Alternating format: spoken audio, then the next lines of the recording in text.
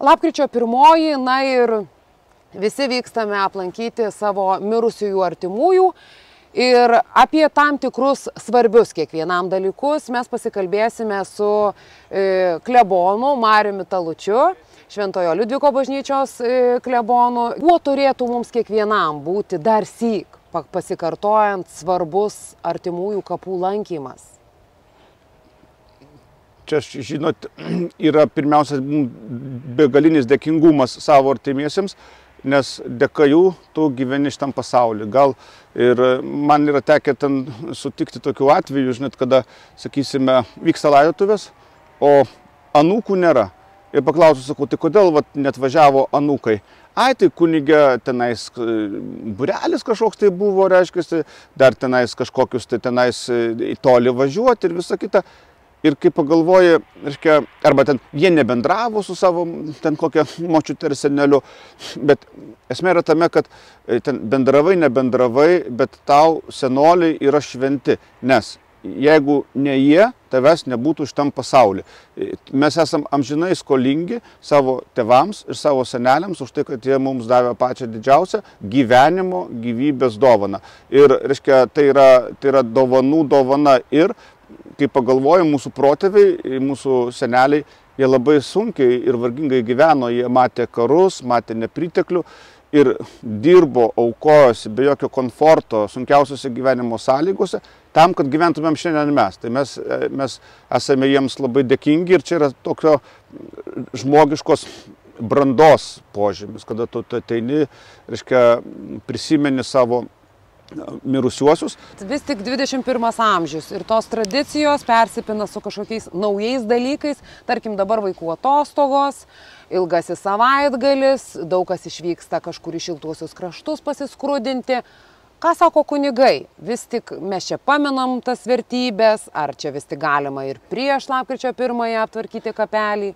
Žinot, va čia tada ir turi tam tikrą atgarsį ir toliau. Jeigu sakysime, tų švenčių nešventi, tai paskui būna ir per kūčias išvažiuoja, ta prasme, žmonės. Ir suprantat, vis tiek šitos šventės, jos stiprina ryšį su žeme, ryšį su Lietuva, ryšį su savo kraštu. Ir, sakykime, kada tu ateini aplankyti kapų, tai tau šita žemė yra šventa. Čia guli žmogus ir šitas žemės lopinėlis, šitie keli kvadratiniai metrai, tau jie yra šventi ir tu juos nešiojasi savo kažkur tai pasąmonėje. Jeigu mes prarandam kūčias ir galim pasakyti, per kūčias ir kalėdas galim nuvažiuoti ten kur nors vėlgi šiltai pabūti, namai tau tampa jau. Tu namuose valgai, tu šeimoje valgai, tai yra namų šeimos šventė. Ir tau namai jau tampa svetimesnis. Tokių šaknų praradimas yra turbūt didžiulis nuostolis ir žmogui, ir tautai. Dabar apie vėlinių visų šventųjų dienos sukomercinimą, tą jūrą žvakių, kurią mes nešame tarsi kaip meilės simbolį ir išraišką mirusiajam, bet norisi klausti, ką kunigai, ką jūs, klebonė, galvojate apie tvarumą? Mūsų bažnyčios labai aiškus yra mokymas. Mirusiajam nereikia nei, reiškia, ten gėlių, nei reikia kokių nors žvakių, nei kokių nors daiktų, nei ypatingų prabangių paminklų. Visa tai yra dėl gyvųjų. Reiškia, tu pastatai žvakę, tau yra jaukiau. Tu pastatai gėlę, tu išreiški padėką. Tu, reiškia, pastatai paminklėlį kažkokį, tai vėl tu kažkaip tai jautiesi atlikęs savo šventą pareigą artimiesiems. Bet reikia visą laiką užbėgti į priekį, už akių į priekį. Reiškia, ir pagalvoti, kad pavyzdžiui, šiandien, tarkime, kapuose ilsisi, vienose kapinėse ilsisi kokių 10 000 mirusiųjų. Jeigu jiems visiems po 2 žvakės, jau yra 20 000, ta prasme, tų plastiko pakuočių. Ir šiandien mes visi kalbam apie ekologiją, kalbam apie tvarumą, kalbame apie tai, kaip reikės perduoti žemę ateities kartoms.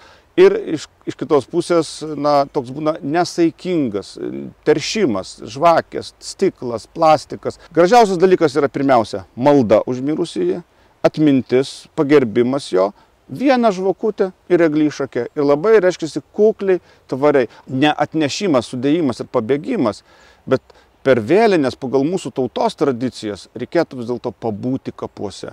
Reikėtų pastovėti, pasivaikščioti, reikėtų susitikti su žmonėmis, mūsų kaimuose, melstis kartu. Štai pavyzdžiui, šitose Klevų gatvės kapinėse, kurios mes esam dabar lapkričio 1 dieną, berods 17 valandą bus gedulinė procesija. Apeisim visas kapines, giedodami, laimindami. Ir tikrai būtų gražu, kad ir artimieji, kurių čia artimieji prisijungtų prie tos procesijos, kad kunigui nereikėtų vienam, reiškia, su krapiliuku lakstyti ir tik tai vienam melstis. Tai va toks gyvųjų bendravimas. Šitų mirusių paminėjimo proga turi būti labai gražus toksai namų darbas ir namuose, net su vaikais. Tai turi pavartyti albumus, parodyti senas nuotraukas, ta prasme, parodyti protėvių nuotraukas, pakalbėti apie juos. Reiškia, turim didžiuoti savo šeimą, savo seneliais, turime jų veidus pamatyti, jeigu galima nuotraukose pamatyti. Ta prasme, ta atminties knyga yra ne tik, čia atėjau, pristačiau, uždegiau ir pabėgau, bet tai yra tokia kaip visas bendras darbas. Ir malda, ir atmintis, ir pabendravimas su kitais žmonėmis, ir kapų lankymas. Na ir neišvengiamas klausimas, kadangi ir jūs Lietuvoje garsėjote kaip to garsiojo katino šeimininkas, dabar gyvūnai mūsų tarsi šeimos nariai. Ir yra ir gyvūnėlių kapinės, ir čia Dzūkijoje. Kai kurie dega žvakes. Ką sako kunigas? Žinot, reiškia, bendro tokio bažnyčios mokymo apie reiškia, tuos gyvūnus, jo nėra. Yra labai paprastas dalykas, kad žmogaus siela yra nemirtinga, o gyvūnų siela yra mirtinga. Reiškia, ta prasme, kada gyvūnas mirė, jo siela, reiškia, irgi mirė, jis neturi amžino gyvenimo. Bet, pavyzdžiui, vieną kartą mergaitė atėjo pas popiežių Pranciškų ir jinai verkė. Ir verkė, kad numirė jos šuniukas. Ir popiežius ją guodė, sako, tai nieko, tu dar susitiksi su savo šuniuku, supranti. Ir tam kartui buvo gerai. Aišku, tai nereiškia, kad bažnyčia paskelbė, kad yra pomirtinis gyvenimas. Bet iš kitos pusės, bažnyčia kartais yra vaizduojama kaip Nojaus arka. O Nojaus arka, kai Nojus pagal Biblijos tradiciją gelbėjosi nuo tvano, tai į tą Nojaus arką jisai sukvietė ne tik žmonės, bet ir taip pat ir gyvūnus, jie yra palydovai. Ir, pavyzdžiui, dabartiniais laikais, kada žmonės, žinau, tikrai gyvena labai uždarą gyvenimą, kur mažai bendrauja vieni su kitais, jaučiasi labai vieniši, tas šunelis iš tikrųjų ar katinėlis yra toks gyvenimo palydovas ir ramintojas ir dalinasi žmogus su juo daug ko.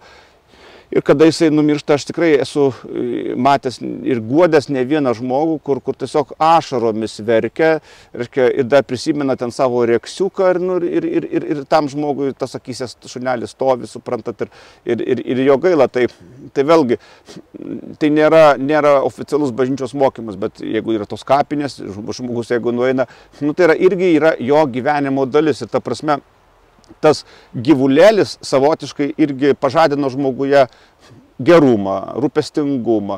Tai aš čia nematau pasaulio pabaigos, jeigu tenais, reiškia, kažkokį tai atminimo ženklą. Keisčiau būna, kai paminklus jau statyti pradeda. Aš mačiau ir Sudvajose, man atrodo, jau yra tų paminklų, bet iš kitos pusės žmonės kartais tiek tuštybei tų pinigų išleidžia, kad, pavyzdžiui, kaip kokie nors vardiniai numeriai automobilių. Aš galvoju, jeigu kad sudėjus visus, kiek Alytuje yra vardinių numerių, reiškia, ir kiek žmonės išleido vien tik dėl to, kad tu ten paskaitytum ant to numerio, kad čia važiuoja kokia nors ten ingutė ar braškytė, reiškia, ir sudėjus visus pinigus iš tos visos tuštybės, galima buvo pastatyti, pavyzdžiui, paminklą Vytautui Didžiajam arba, patriotinio, ką nors tokio padaryti. Bet reiškia, tai palyginus su ta kita visa tuštybė, tai dar čionais yra gražu. Norėjau tik tai visus pakviesti maldai, prisiminti maldoje ir ypatingai per vėlinės bažnyčia turi tą gražią tradiciją, yra visą savaitę oktava ir yra galimybė laimėti visuotinius atlaidus, visuotinį mirusiojo intenciją, kada mes dalyvaujame mišiose, priimam šventąją komuniją ir aplankome kapus. Ir visuotiniai atlaidai tai tarsi tokia kaip bažnyčios suteikiama labai aiški žinia, kad tam žmogui yra atleidžiama, kad jisai patiria didžiulį Dievo gailestingumą. Jam yra ar jai yra labai gera.